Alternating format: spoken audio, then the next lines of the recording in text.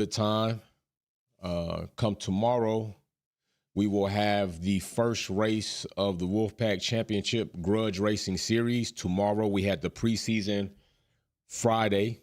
So tomorrow will be round one. So if you are eligible, remember, if you are a blue badge or a green badge, you are eligible to participate in that race, okay? In that race, there is a grand prize package of over $1,000 worth of sim racing equipment, all the way from a Fanatec wheel, a Fanatec base, which is PlayStation, Xbox, and PC compatible, and you will get the Fanatec pedals. You will getting all of that for the first place grand prize, as well as other prizes for the finishing of the series, second, third, fourth, and maybe even more. Plus, we will give small awards for driver of the day throughout the series. So definitely make sure, if you're eligible, check your membership status, green or blue badge, get into the Discord so you can go ahead and line up on the grid.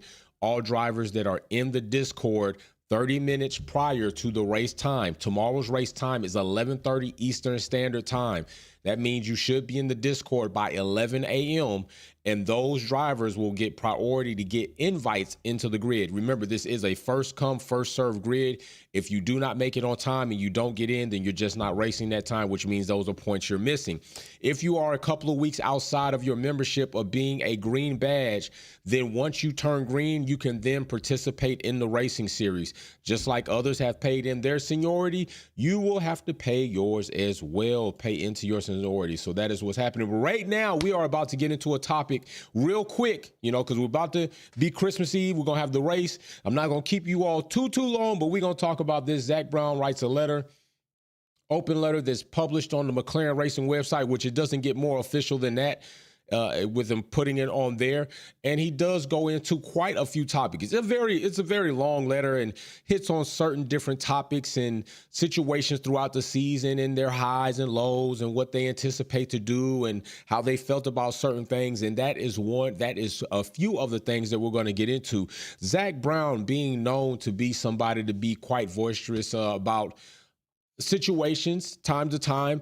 I know sometimes people probably, and even myself, might have a bit of reserve on Zack Brown at times because it seems very sometimes let's just be honest, it seems sometimes he's catering and sometimes he's protesting it. We don't really know. But Zack Brown, to me, definitely, in our private conversation that we had, he did tell me that he is all about the betterment of the sport. And I would have to say that I do agree with Zack on that as far as some of his stances. I do know people have some pros and cons about how they feel about his stances, but I would agree to that. So let's just get into some of the things he talked about. One of the things that he did talk about was the appearance of the F1 Academy as a supporting category with Formula One next year, and a great addition for that. Also giving credit to Susie Wolf and her being director of F1 Academy, and the initiative to the Life with the Aim of Development, preparing young female drivers to progress higher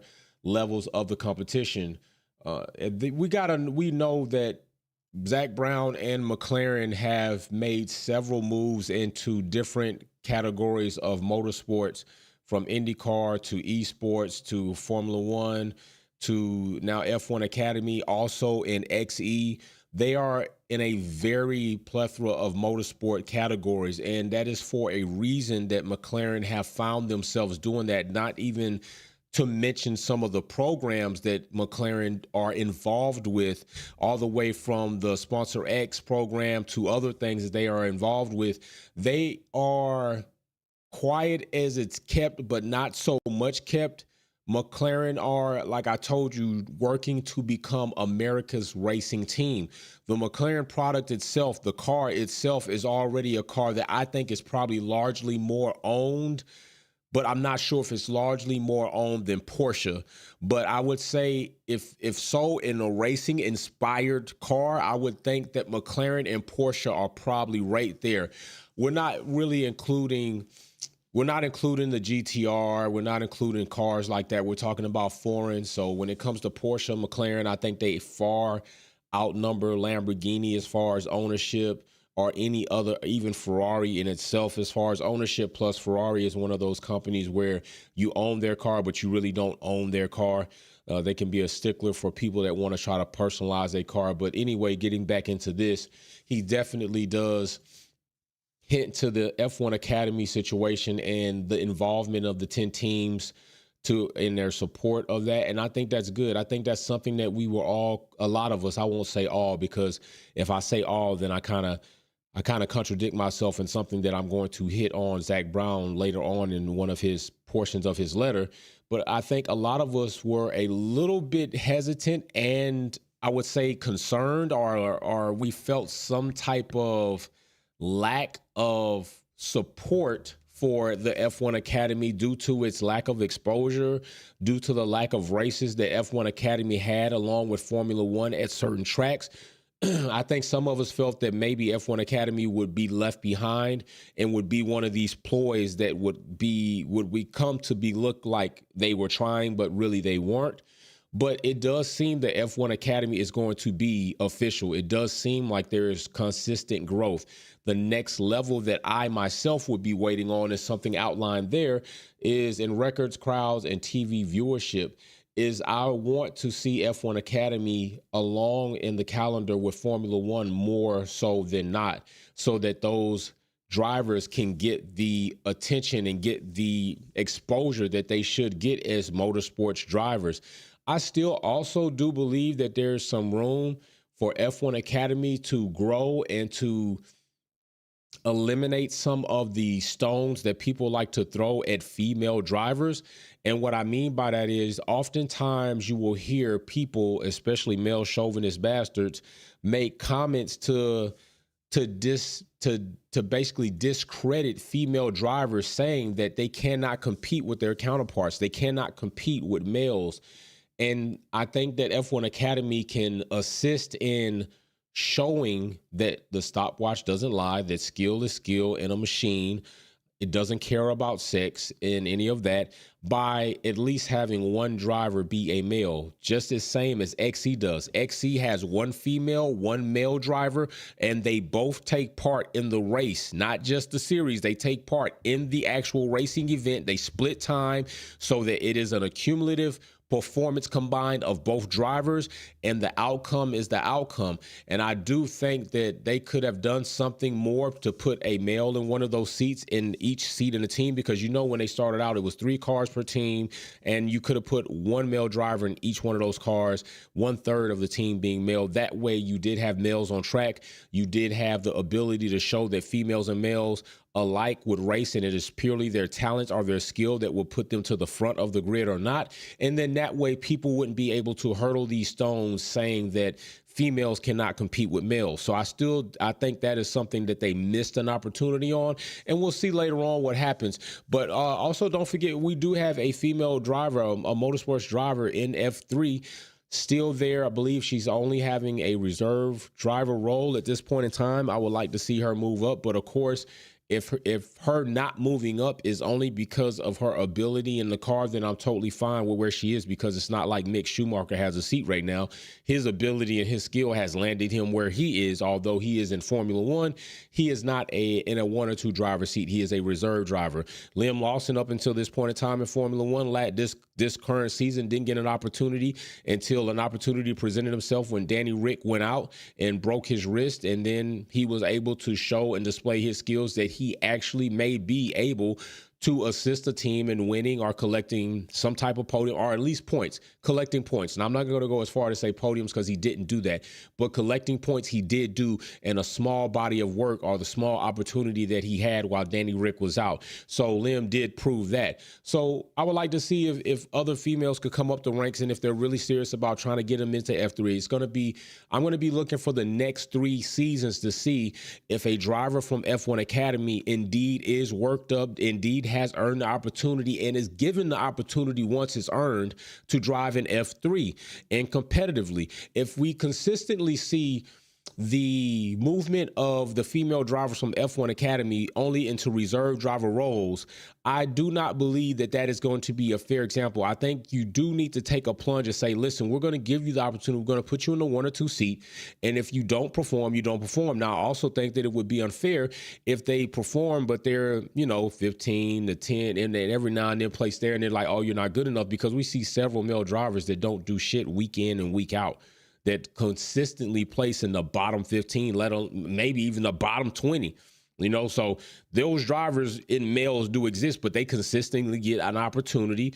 We see that Logan Sargent is getting another opportunity with Williams, and it may be a byproduct of the drivers market not being as robust as it could be, and then them being able to find somebody else that would be in that car and give them a better opportunity. But either way, he's getting another opportunity, and there are other drivers out there that they could give an opportunity to. And then, it could be debated whether it's worth it or not. Just like I didn't think it was worth it to hop off DeVries and to go right into Danny Rick. So those are some of the things I got. What's going on, Twin? I see you. Xmas to you too, bro. Xmas to you too. So we'll see what happens there. Let's move on to another portion of his letter. There are several different portions. We're only going to hit on 3 of those. Right here, it says, now this is the whammy. This is the whammy this is the shock in the letter that has been really, really focused on. And this situation has to do with something that we've talked about here several times. This is something that I've spoke about several times. This is something that I've spoke about before Zack Brown has spoke about it. This is something that many of other content creators that I've collaborated with have had conversations about. And that is the fact that it is an unfair advantage. It is a conflict of interest to have one team own 4 cars and 4 drivers on track in one event. This is something that definitely should be addressed. And I think there is a small bit of credit that should go to Zack Brown for saying something in regards to that. So as you see right here, it says that we should take the opportunity to improve some of our processes in Formula One, strengthening the values and fairness of competition. I completely agree with that. Strengthening values and competition is something that will do the sport some good. The sport is not perfect, and he's right about that. The next Concord agreement to unite governing body with the teams, commercial rights holders, we should prioritize some of those rules that currently impact the impartiality between competitors. Now, I also would like to say that there was a bit of a room in here to drop an Andretti plug as well. Not that he had to, but there was some room in there to do so. But why he didn't might kind of say something as well. But we'll just go on and focus with this portion right here. For example, most other major sports prohibit the ownership of 2 teams within the same league because of the obvious potential damage that it does to competition. It's an unhealthy situation because it impacts decisions made both on and off the track. Whether it's a case of having access to more data, sharing components, personnel, or even having influence over a strategic vote, it's not in the spirit of the regulations. This right here was a shot. Okay, and it was a shot that I think he should have just went ahead and said it. He did a letter when we were going through the whole cost cap situation. And he left it as vague as teams that cheat should be penalized. And I'm paraphrasing because I don't remember word for word what Zach said, but that is paraphrased pretty much in general what he was speaking to. He and Christian on camera during a conference, a team principal conference, had a bit of a spat about it because Christian knew who he was referring to. Red Bull, you cheated. You breached the cost cap. You had an unfair financial advantage as far as your team spending over close to $2 million. I don't want to hear crap about a stupid tax credit. People kill me with trying to act like it's rocket science. A tax credit does not negate or change the amount of money that you spent. You spent this money. A tax credit is just on paper going to make it look like you spent less. It's going to give you something back. Red Bull still breached financially. That's a fact. You can't change that. Don't give me the tax credit bullshit. All right. So yeah, he spoke up about that. And in this situation, I would say that Zach should have put a little bit more of his chest a bit more bass in his vocal cords, and he should have put an address on the shit. He should have just said Red Bull by way of AlphaTauri is a conflict of interest for all other teams on the grid. He should have pointed out that we have seen too many times, whether it was a factual situation or it was something that looked suspicious, where Red Bull had AlphaTauri in a position that benefited Red Bull. He should have put an address on that shit and an exclamation mark at the end of that address said, here you go. I'm putting it out there right now because it's right. He's right. He's right. It's not fair. It's not fair for the other teams. It's not cool for the sport. It is a conflict of interest. It is something that damn well should be addressed, and it damn well should be handled. It should not be the case. We already know that we're likely going to see the RB19 appear in AlphaTauri colors next season.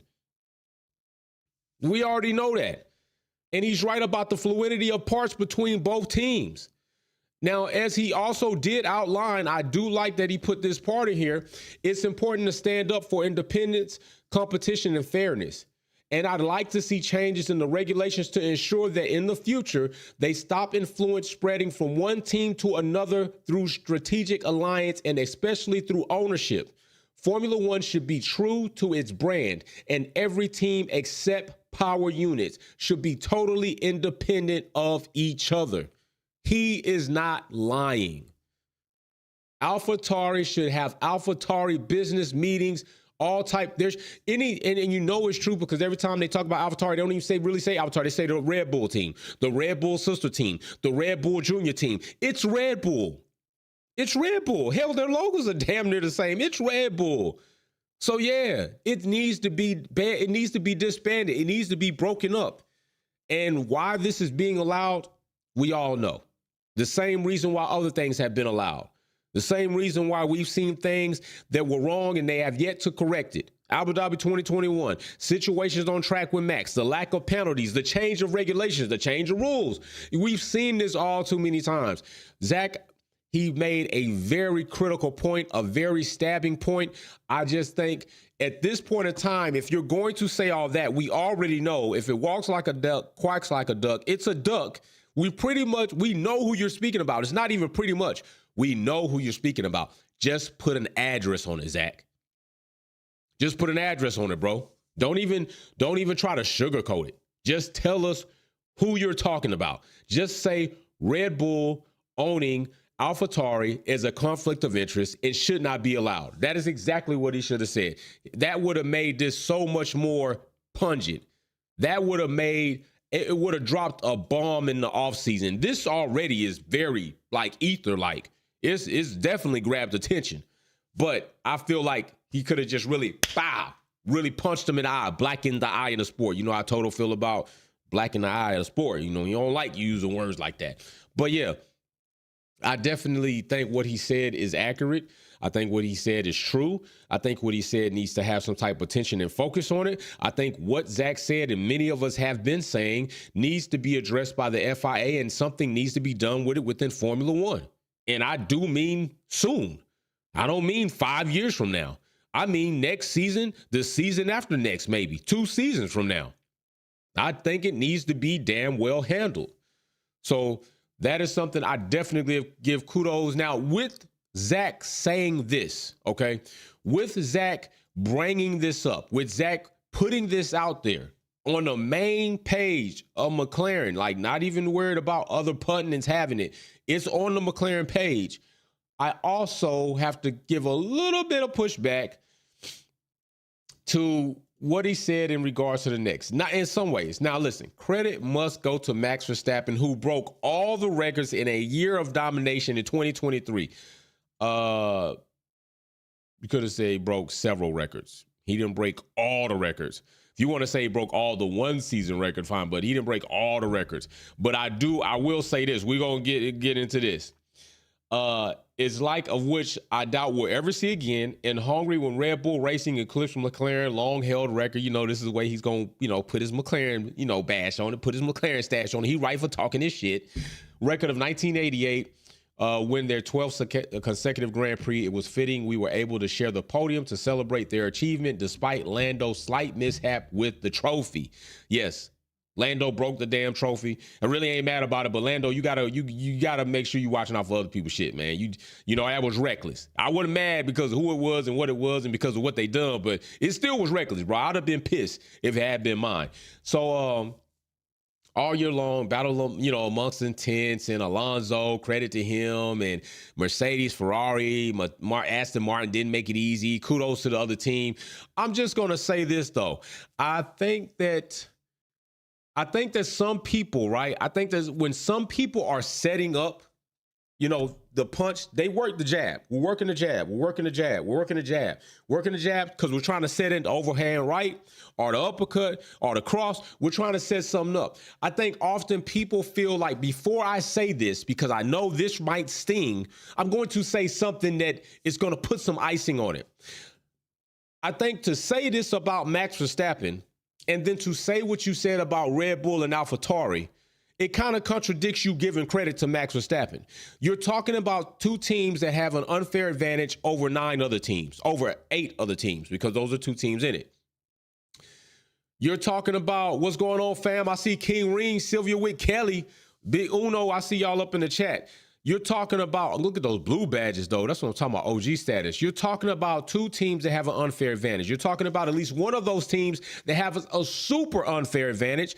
You're talking about that same one team that has unfair advantage in control or strategic advantage over another team, which would impact your team.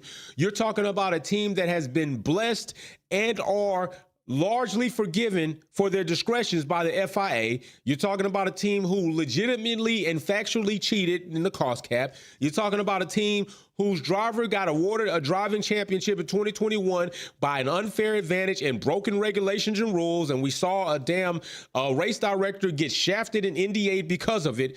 I think for you to go and give Max credit and then say this says, well, why did you give Max credit? Because if that's the case, you know, Max is in what could be debated as an illegal car. Max is driving for a team that has an unfair advantage in comparison to the rest of the grid. But it's not to say, we still all know Max had to drive, right? There are a lot of things that could occur on track. There are a lot of things and mistakes that drivers can make. There are a lot of situations that could occur in a power unit or failure and mechanical failures. So in that aspect, Red Bull was very successful, very sound, very consistent with everything they did to function as a team. But I don't think you need to give credit in order to go and then say something about a team. There's nothing wrong with him giving Max credit, but I feel like maybe a slight bit disingenuous because you're setting, that was your jab to set up your main punch to take a little bit off of it. I feel like that was kind of to shave some of it off. Yo, I said something good about y'all, but I'm also going to say the bad shit about y'all. And the bad things you're saying kind of contradict the success that Red Bull had, because maybe had they not breached the cost cap by $2 million, maybe had they not even been issued a championship that their drivers shouldn't have in 2021, maybe had they been penalized correctly in 2023, maybe had the rules not been changed to facilitate Max as far as pit lane bullshit exits in 2023, maybe some of these things might change the outcome for other teams in competition, but, you know, maybe not. We won't know. We'll just know what is and what has been. So, you know, Zach, cool with that. Definitely, you know, you want to give somebody credit where credit is due. I just don't think if you're going to say you need to absolutely give somebody some sugar before you give them something sour. Just go ahead and tell them like what it is. Like, hey, listen, this is what I got to say. I ain't finna say nothing good about you just to work this in. I'm just finna say what I got to say. Any other time, hey, I give you credit. Lewis Hamilton also did it at the FIA award ceremony, gave Max and Red Bull credit. I would also say that I think he and Zach mean it. I just think sometimes they say it to just say the right thing. When me, I probably am not even saying that shit. Like, if I'm asked about it, yeah, he's a phenomenal driver. But yeah, they cheat. That's what I'm saying. They cheat. So it is what it is. But we got 2024 coming up. Mercedes have a considerable amount of things to work on to get correct. Ferrari also do. McLaren is on the rise. I'm looking forward to see what they're going to do in 2024. I hope they don't have a stumble. I'm also looking to see what Aston Martin's going to do in 2024. I'm not really worried about Haas. Their shit. I'm not really concerned about Alpine. They got a lot of things they got to work out. They're getting all this money in, but what will they do with it? I don't know. We'll see. I'm not counting them completely out of the midfield battle, but I ain't looking for them to come out with no hot sauce or nothing like that. As far as AlphaTauri and Red Bull, that is what it is. We'll see what happens there, but I think a lot of us are focused on everything that's going to largely change in 2026 with the new entry of Audi, with the change next season, even with Alfa Romeo going to Haas and Sauber, seeing what they got going on. So we're looking forward as the field and the sport changes as it nears the new onset of the regulations to change as well, where they dump off the MGUH and increase the battery components. And we want to see how that's going to change the characteristics of the car, the characteristics of the driving styles, how teams are going to adjust to that, who's actually going to come out on top in that new onset of regulations. Will Red Bull still have the upper hand? Don't forget they're getting a new power unit team agreement with Ford, and Ford is shit to me, and Ford has been crap even in America. They got some good products like the Ford Ranger, the old one, like that's solid. King Ream with the super sticker. What's going on, bro? Appreciate that. So, that's, I already told y'all, I think that's where Red Bull shit's going to end. When they get the Ford power unit, if it's a legit Ford power unit and not an over-badging situation, as Christian tried to throw shade on Andretti, talking about an over-badging exercise, bro, I don't think anybody really believes that you're coming in with a Ford-built, Ford-designed, Ford-manufactured, totally independent, no IP at all from Honda implemented in a Ford power unit. No, I don't believe that. So you're technically still over badging. You got several years with Honda. You got several access to the IP, intellectual properties, and all the designs. I don't believe Ford is coming in with a Ford-inspired design, built, nothing from Honda whatsoever motor.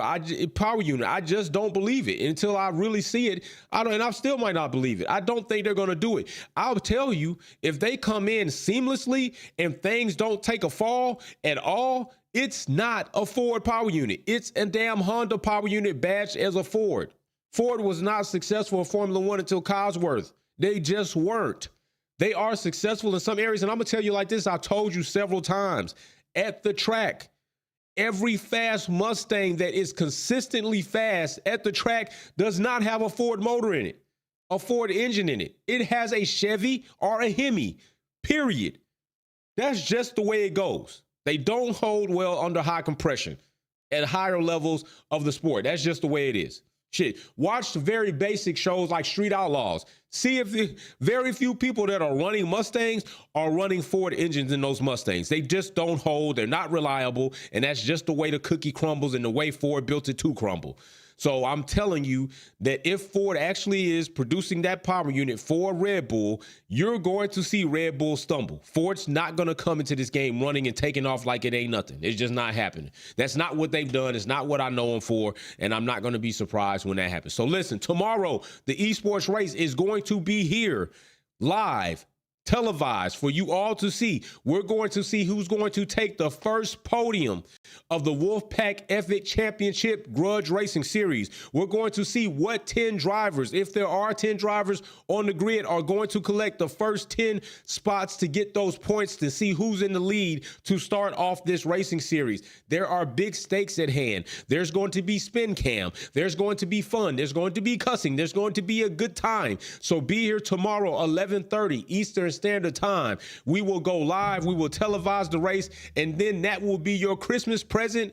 And that is going to be good enough because then you will open up all your other Christmas presents on Christmas Day. All right. So I will see you all later. Y'all be safe. Peace and love. Wolfpack out. Peace.